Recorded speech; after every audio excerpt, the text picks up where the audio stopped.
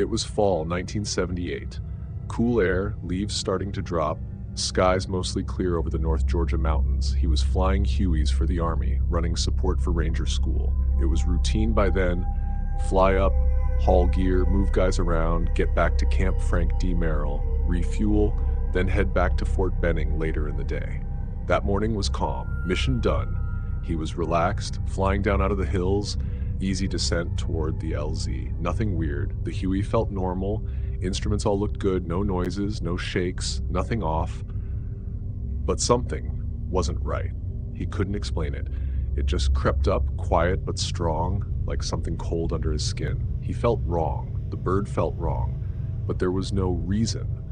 As an engineer, he'd trained to read signals, mechanical signs, noise patterns, vibrations, but there was none of that, just this gut-deep feeling. He had about 450 hours of flight time. The other pilot flying with him was a warrant officer, someone who had over 3,000 hours in the air.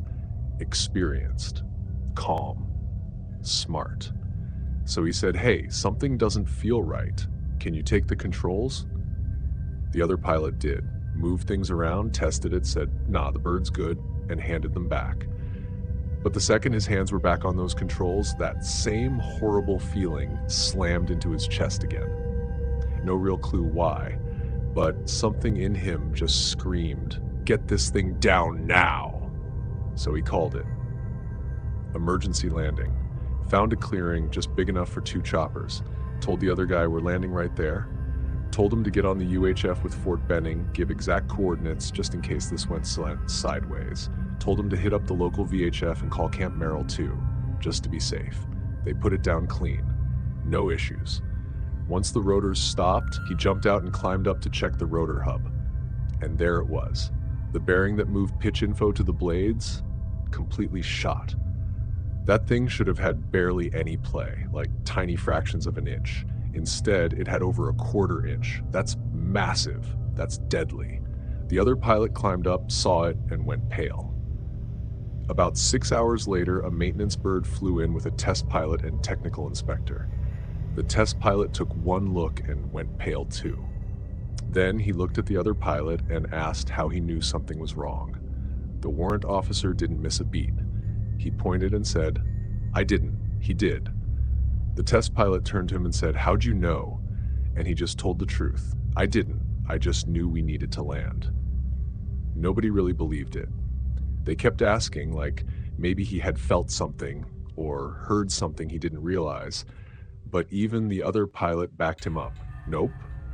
He's telling the truth. It's that I didn't feel a thing either." The crew chief said the same. Then the test pilot shook his head and said something that's probably still stuck in his brain all these years later. "You guys should be dead.